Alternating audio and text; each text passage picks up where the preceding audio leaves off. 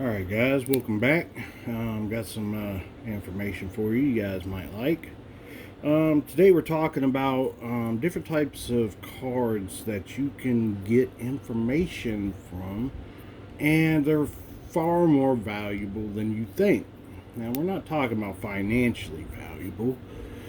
We're talking about information valuable, art valuable, that type of value. When we're looking at cards from that angle, they do become truly valuable. I'm going to show you a set a lot of you guys may not know about. And this is the 1995 comic Images, okay? This is the checklist from that. Alright? And this is from 1995. You guys say, okay, well, it's pretty cool. Right here. It's very interesting. Down here at the bottom, you look and you see U.S. patent numbers here. Okay? That's very important. Okay? And look at the year. Alright? Look who made it.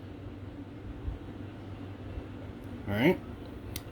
And the reason I bring this up is because the next year we have one of the most significant NBA drafts in history, and cards were released by Topps for the first year, and they were the Topps Chrome. If you look at these patent numbers and you look at the Topps Chrome patent numbers, they're the same. You are looking at the grandfather of the Topps Chrome. Topps obviously went to Comic Images, bought out their patents, and produced some beautiful cards for us. So let's go into these cards here. All right, we're gonna look at some of them. We're gonna look at the art, beautiful art. And right here, we're talking about Feature Comics, and they have the different people on here, including old people like Poison Ivy. You know, he's sticking the match in the toe, about to light it. You know, just great humor. Up here, you have other characters as well. You know, that is just cool. And then if you go on the back, it actually gives a little bit of a description of the comic. The year, the issue number, the artist. Beautiful. And again, here's the numbers. Okay? So these are great. And the art on these cards is amazing. I'm going to flip through some of these cards. I'm not going to give a description of every single one of them, but I'm going to let you see some of them and just look at the art on these cards. And I'll flip it over so you can read the back as well, in case you just want to read the back, you know. And just pause it. And try to back this up just a bit. There we go, so you can see it. I don't know if that helped or hurt, guys. Because it looks kind of far on my phone, but alright, let's keep going. Alright, let me move these on out the way. Here we go. This is cool. Look at this. I mean, this is awesome art. Cowboy up in the corner. I mean, these are awesome cards. Buster Crabbe, number 5, 1952. Art by Frank Frazetta. That's awesome. Look at that. I'll show you some of these cards. My favorites. All these are just awesome cards. I mean, and again, just pause it, guys, if you want to stop and read it or whatever. Hopefully there isn't a reflection messing up your ability to read. Just great cards. I'm not going to go through all of them, but I'm going to put some of them out there for you guys so you can check them out. And the Black Hood Top Notch. That is cool. Top Notch Comics, number 21, November 1941. Art by Al Carey? Oh, Cammy. My fault. I thought there was 2 R's. Alright. Let's keep going here.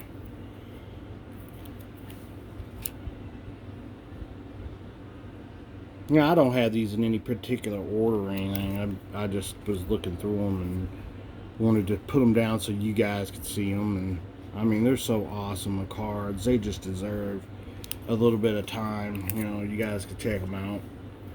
And I'm going to start pulling out a little bit better ones, or at least what I consider better ones in my taste. I mean, you guys might have different tastes. I mean, they have a lot of these cards that are just awesome. And these are actually a great source of comic information from the Golden Age. Great art. Good quality cards. These are thick cards, like chromes. Look at that. I mean, they're thick cards. They're good cards. They have a refractive featuring to them, like chromes. I mean, they're not refractors, but they are chromes. And then even in some of them, you have cool ones like this where they kind of dimple the front, like this.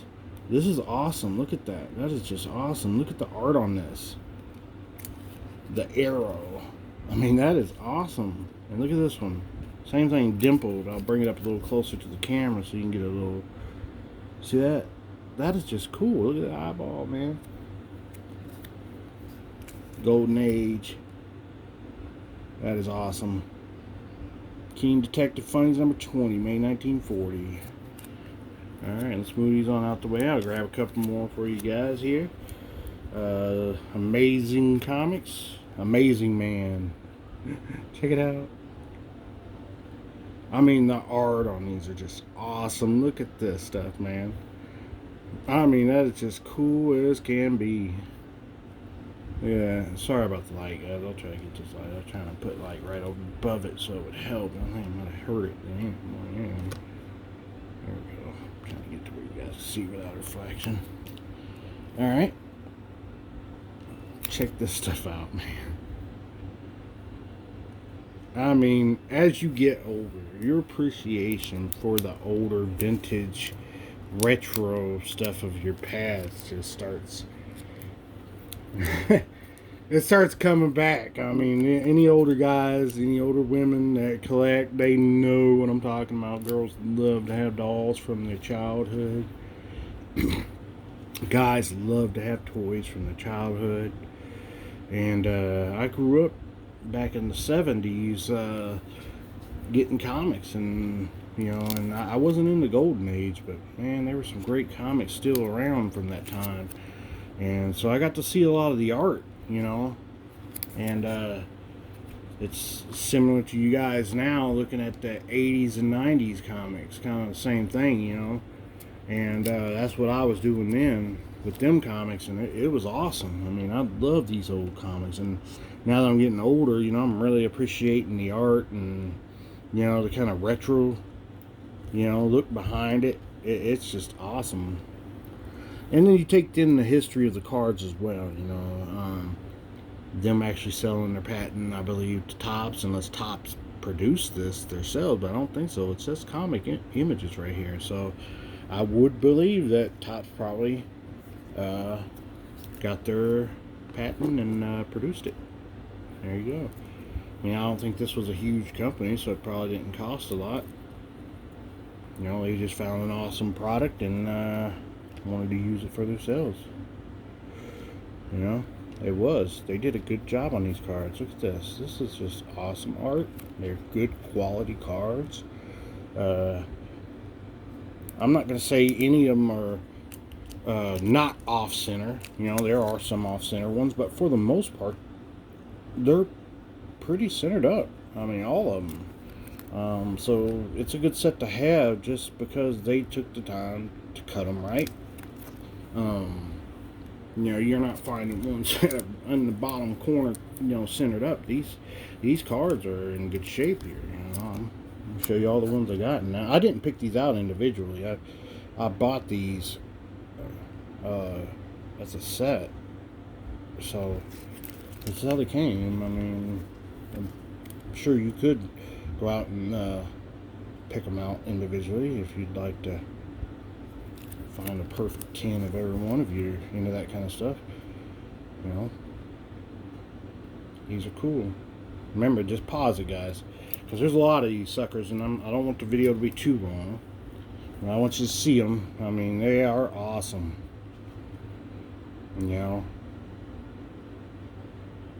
Yep.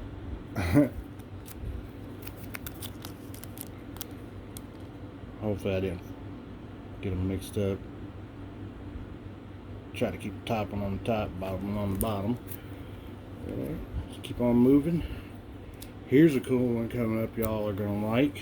Check that out. Daredevil. Now that is an awesome card. Check it out. Iris the Invincible and Daredevil. Yep, there you go.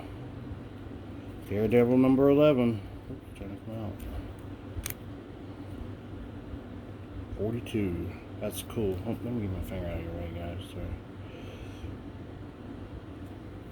There we go.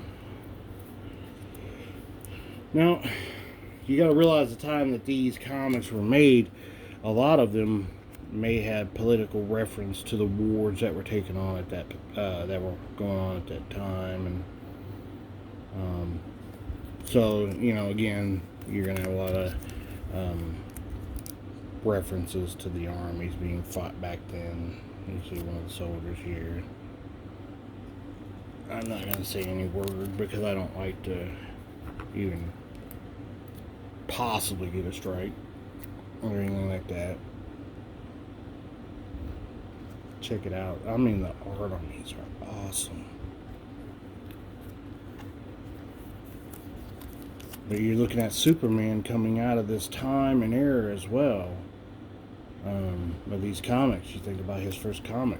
I mean, this was that era, and a lot of his comic, I would say, fights and stuff like that was against individuals that were during that era. So a lot of the early Superman comics have that kind of art going on with the people and subjects in there. I like when they started bringing in the other characters from DC, Batman, and all that into the comics. They were awesome. I mean, Batman helping Superman, Wonder Woman helping Batman. I mean, it was awesome. And the thought process and the character development on a lot of these characters was amazing by these artists and the editors of these comics. They did an excellent job at bringing together excellent storylines that have even held up today kind of to scrutiny. Some of them is based off of Norse mythology, some of them is based off of tall tales, whatever the powers may have come from. But they did a good job of kind of giving the characters backstories and etc. so that even in today's world we're getting movies about them, and they're cool, you know. So they held up because they took the time to do it right, you know. And they built up the information about the characters and gave us a good little show about what's going on in their life and etc. etc. I'm gonna get out a couple more here, guys. Sorry, they're trying to stick here. There we go. These are pretty cool. Fight Comics, Rangers Comics, and there are collectors of these old comics, guys. Let me tell you what, these Golden Age comics go for quite a bit in high grades.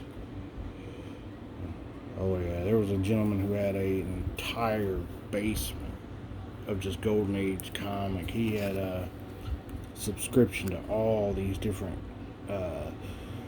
newspaper places and comic and editorial places or whatever, and I mean, he was getting just reading this here, sorry, comics sent to him every month from several different places, all through the 30s, 40s, and 50s, and his just shelves were just piled up with pristine mint comics. I mean, I'm telling you, and that was a find. I mean, it was like, oh my God, it was like one of the biggest finds. It's like the Black Marsh for cards, you know, kind of, but that was for comics. And there's some information out there about it, you know. You guys want to check it out. Crime and Punishment. I didn't realize I was getting kind of blurry, guys. Sorry about that. Just trying to hurry through there so you can check them out and give you guys a little bit of information and talk to you while you look at them. Maybe you can decide if you want some of these. I'm about at the end of my little pile here, but I just think that they're so cool that every one of them need a little time. I mean, the art that went into each one of these comics, you know, and the chances of you getting the actual comic in your hand is, you know, pretty slim unless you're a collector of them. Unless you go to a place and you find one, you have to see one, of course. But other than that, this might be the first time you get to see these, you know. And I think the artwork is great. Great art. Oh, look, that's a double. I remember that dude. Must be a double. That's cool.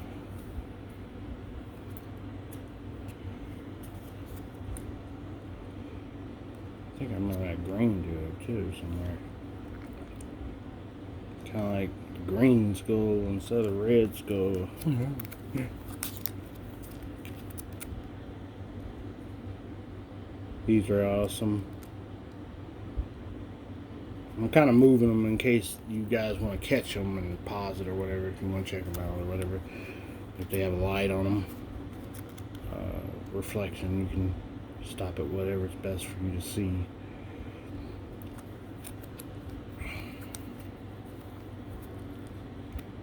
Alright guys, we're coming up to the last two, and we'll end the video. Keep it kind of short, about 15-20 minutes. Last two. Alright, look at funny pages. See, they even had comedy books back then. That is so awesome. But yeah, there you go guys. One of the great sets that I think don't get as much as attention as it should. Especially considering the significance of its lineage, you know what I'm saying? So I would say go get some. These are great cards to have in your collection. Great reference cards, art cards. There you go. Alright guys, have a good day. Happy hunting on your collecting.